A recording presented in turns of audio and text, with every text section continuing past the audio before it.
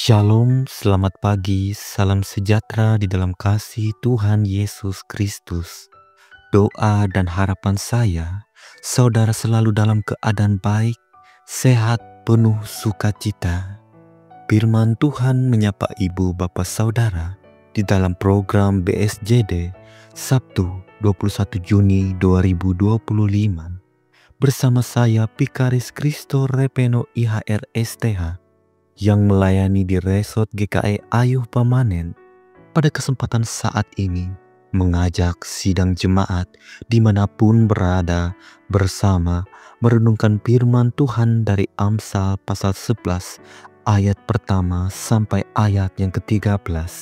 Terkhusus saat ini saya hanya membaca ayat 3 dan 4. Demikian firman-Nya. Orang yang jujur dipimpin oleh ketulusannya, tetapi pengkhianat dirusak oleh kecurangannya.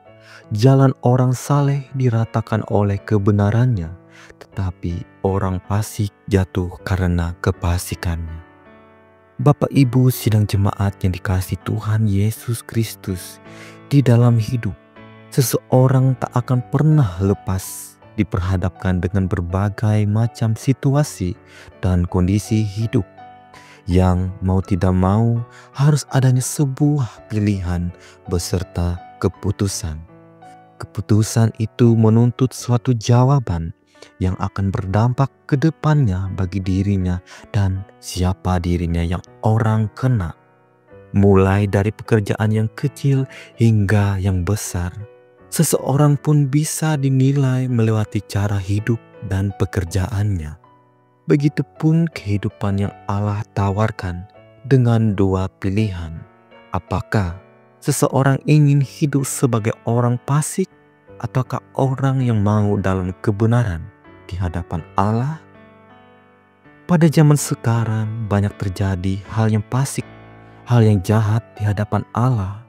Ada yang melakukan berbagai cara agar apa yang dipilih, diputuskan, mendapatkan suatu keuntungan, namun berdampak buruk. Tidak lagi banyak yang mengedepankan kejujuran karena dianggap suatu hal sia-sia dan tidak menguntungkan, bahkan hal itu dianggap lumrah.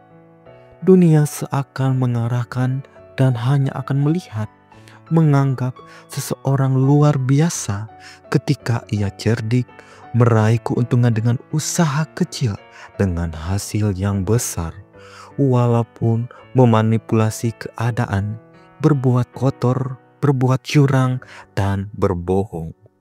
Bahkan kejujuran bisa dibeli dengan uang. Ya, bagaimanapun caranya yang penting hasilnya. Dengan demikian, godaan yang menguntungkan akan membuat seseorang melakukan berbagai cara untuk mendapatkannya, namun itu jahat dan salah di hadapan Allah. Kejujuran makin kian dianggap sebagai kelemahan dan tidak cocok untuk kehidupan zaman sekarang. Firman Tuhan memberi jawab dalam Amsal pasal 11 ayat pertama sampai ayat yang ke-13. Melewati Amsal ini menunjukkan dua jalan hidup yang berbeda dan dampaknya. Kehidupan orang dalam kejahatan dan kebenaran. Tetap ingat bahwa setiap perbuatan dan tindakan selalu ada konsekuensinya. Orang yang benar membawa perlindungan dan berkat bagi dirinya, tetapi orang jahat di hadapan Allah mendapat upah dosa. Mari kita tanamkan di dalam hidup, takut akan Tuhan adalah awal dari hikmat dan pengetahuan. Mereka yang hidup dalam kejujuran, keadilan, kebenaran adalah buah dari pengenalan Allah yang baik. Iman dengan perbuatan nyata yang membawa damai sejahtera bagi dirinya dan semua orang. Mari renungkan dalam diri sendiri, sudahkah hidup sesuai dengan kehendak dan rencana Allah? Tetap melangkah di jalannya, hidup dalam kebenaran, agar Tuhan berkenan dan namanya dimuliakan. Tentukan pilihan hidup dan langkah hari ini bersama Tuhan. Semangat, dan selamat beraktivitas. Kiranya melalui firman Tuhan kita akan terus setia dalam iman. Amin untuk firman Tuhan. Mari kita berdoa. Bapa di sorga, kami bersyukur atas firman-Mu yang boleh kami dengar pada pagi ini, memberikan kesejukan hati dan kekuatan yang daripada Allah.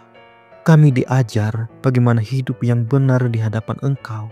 Biarlah perlindungan dan berkat mengiringi hidup umat-Mu. Dengan hikmat Tuhan kami belajar menjadi seseorang yang hidup sesuai dengan kehendak Tuhan, sehingga kami terhindar dari kejatuhan dosa. Mampukan kami untuk tidak lupa dan tidak menyimpang dari jalan-Mu. Dalam nama Tuhan Yesus kami berdoa.